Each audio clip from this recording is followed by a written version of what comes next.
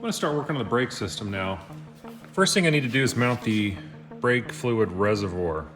And that's gonna go up here. There's a tab behind the firewall there. A tab there. That's gonna catch the left side of the bracket for the fluid reservoir. Then you drill a hole here. Match drill through this. I wanna make sure it's level. So, and I'm not looking for super precision, but I just took my level here and I'm basically level on my tube there. I put a piece of cardboard under this side to level it out. So I just brought it over here and matched that up. Marked it right there, center punched it, and I'll just match drill through that.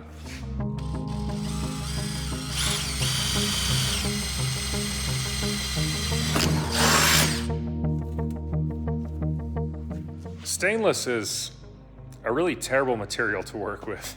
It's a great material. It's not a great material to work with. It dulls your bits like crazy. The burrs after drilling on the back side are huge, they're sharp. It dulls your deburring tools. I don't envy the folks at SpaceX building entire rockets out of stainless, like Starship. The entire rocket is built out of stainless steel. I can't even imagine the stuff they have to go through to try to work with that material. Laying out my brake lines that go from the landing gear, they pop up through the fuselage skin somewhere around here, and then they go up to the brake valve, which is going to sit there. I've got that one kind of set there as well. So what I need to do is I need to get the parking brake valve prepared, and to do that I need to attach the 90-degree AN fittings. Well, here's the valve. It'll sit like this on the firewall. My hand is the firewall. It'll sit on the inside like so. And I need to put these 90s on the top. One goes out that way. One goes out that way. And the same for the bottoms. We'll have them going off in each direction. So to do that, I'm going to use my Loctite 592 as a thread sealant and get those installed.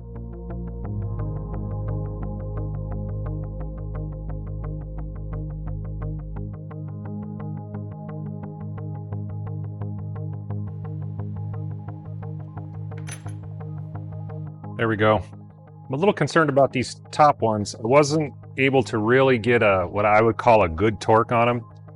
And I'm afraid to go, I'd have to go another turn because they're gonna have to point out that direction. And I just don't think I can get a full turn on them, you know, being a tapered thread. I think I got a pretty good torque, and then of course the sealant will take care of the rest. But that's something I'm going to be looking for when I get this thing pressurized and actually try the brakes. I'll make sure I'm looking for any leaks right up here. This is about where it goes. And I don't like how close the 90 degree is there to the tube. Yeah, I could turn it a little more and then run the hose out and then kind of back over, but I'm thinking I'm going to space this out. I saw another S-21 YouTuber, S-21 Project, did this with a spacer, and I really like that idea. It just gets the hoses away from the steel tube. So what I'm going to do is I'm going to measure this out. I'm going to CAD up a couple of, I'm going to go a 1/2 inch out, and I'll cut it from G10. I don't have any 1/2 inch G10 on hand, so I'll just cut it from a couple of 1/4 inch and stack them up and just make a couple spacers.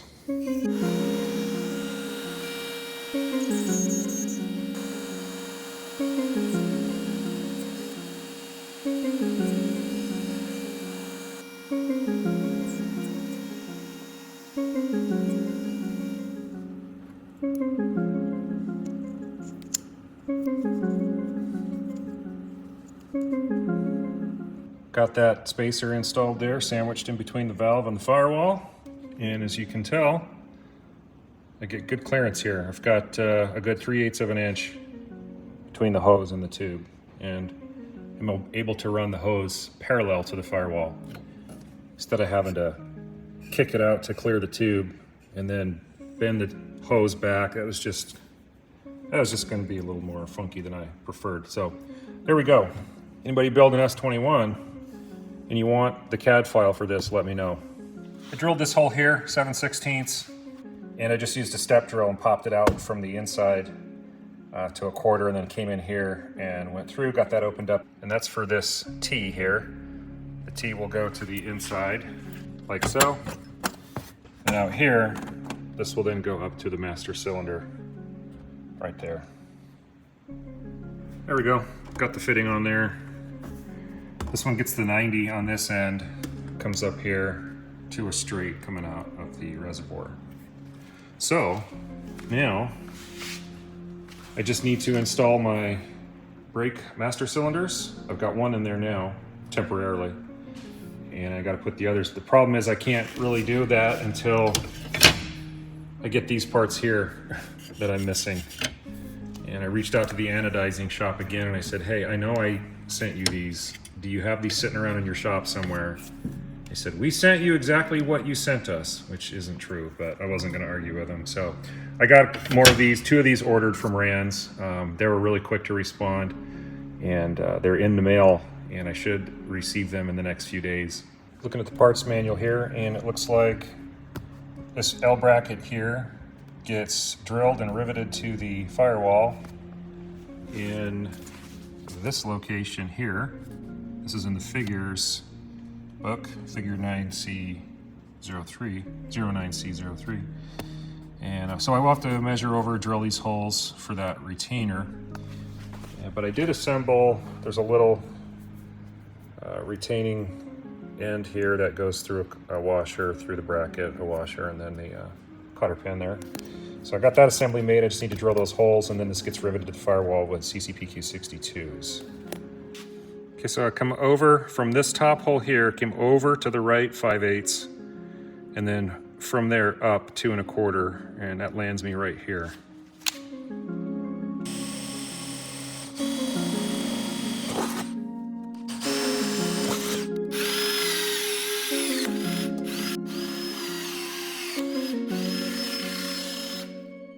And we got ourselves a case of unintended consequences here.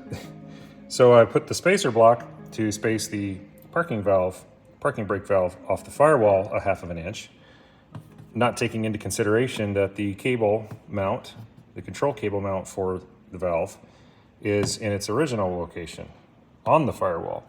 So the geometry is such that it just isn't going to line up. So I need to kick this thing out 1/2 inch. And actually, I think I'm going to kick it out a little more, because I think even the geometry, if I was to have kept everything to spec, would still have had this a little bit too far inboard. This is quite a long arm here. So I'm going to probably pop this thing out 5/8 maybe. And there's 2 ways I could do that. I could make a new bracket. It's simple enough to make. Drill these rivets out. Or I could extend this bracket. It's got a hole here and a hole here, of course, for this. I could machine a piece that would rivet to this and is longer. 6 in one, 1/2 in another. I'll have to figure out which way I want to go with that. I decided on making a longer one. Got some of this old stock here. I don't know what this was from, some project, but what I'll do is, it's already got the 90 on it. I'll just cut a slice here at whatever this is. It's about 5/8, 1/2 inch. Cut a slice out of it, make it as long as I need. Pop a hole in there, 2 holes in there, and that'll do. All right, here's the bracket I fabricated.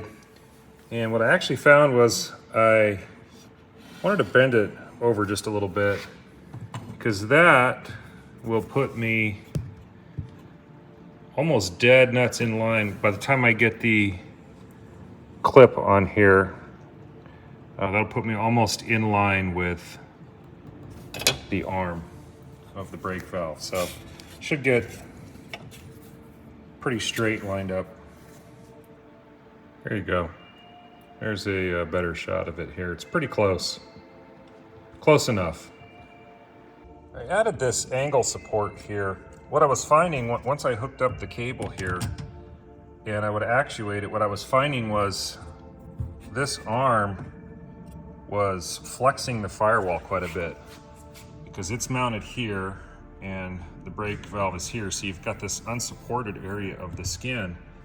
firewall skin, and when I would actuate the lever there, this thing would move a lot. It'd move a good 1/4 inch plus or minus up and down, and I didn't like that. So I just fabricated this little angle here, riveted it to the firewall, to the arm, and that locked it in. It's basically one unit with the parking brake.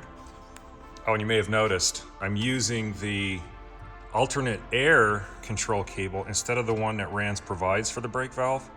The one they provide is this big honking thing, and it's like massive. And trying to take that turn where I wanted it to go and down, it just wasn't cooperating. I didn't like it. So I just used the alternate air one, which is perfectly capable for the brake valve. And I'll have to purchase another one of these so that I can use it for the alternate air at some point. But that's what I did. And it's gonna sit here on the panel. So one thing that I haven't shown yet is I've started designing my panel in CAD. And I've got the design about 90% done. And went in this morning and verified that in my design, I can put the parking brake valve here. Of course, I got my eyeball vent here. I've got some ignition switches, master switch, push button start. I'm not using the supplied key, off, left, right, start, both start. I'm not using that. I'm just doing a push button start and ignition switches left and right. For me, that's kind of what I wanted, to not have a big old switch there. And I just don't like a key hanging right there. It kind of drives me nuts. But anyways, besides the point. I have pretty much done all I can do with brakes right now while I wait for my custom length cables that I ordered from Bonico. I ordered them 3 inches shorter. That gets me the length I need. That gets the penetration up into the skin at the factory location, which is about 4 inches in, 1 inch behind the landing gear. Once I get those and I verify that that is where that needs to go, I'll go ahead and do that. Then I can route this. It'll probably go something like so. Same thing over there. And then I can't really do a whole lot more until I get these brackets from RANS to finish out the master cylinders and get all that plumbing done. So brakes are on hold. I've got a lot done. Something I was reading about on this parking brake is because of the design, it's got these two pieces that swivel around this central shaft here. It can't be torqued down to whatever you're mounting it to. It could leak, and presumably I guess that would be because you could potentially bend the shaft that goes through there, because these two blocks are not precision ground perfect, same dimension. So what I did was I just took some of this, I got some neoprene, or actually silicone. This is a silicone strip. It's got an adhesive backing. I'm just gonna put it as part of the stack up here. Well, first let me say they include some small little washers, little rubber washers for this that I can't find them anywhere. Lost them. So I'm gonna use this piece of silicone strip and I'll just stick it on the back there, make that part of the stack up. And then I just won't bear down on the torquing of the bolt. Just kind of bring it to where it's there.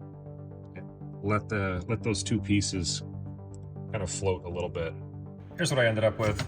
I put the silicone on either side of the parking brake valve assembly, and you can see it's got a little bit of flex there. It's securely mounted.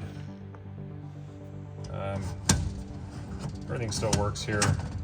It just has a little bit of float just to keep it from being too rigid and potentially bending that shaft. I have pretty much done all I can do with brakes right now. Again, I can't really do a whole lot more until I get these brackets from RANS to finish out the master cylinders and get all that plumbing done. So brakes are on hold. I've got a lot done.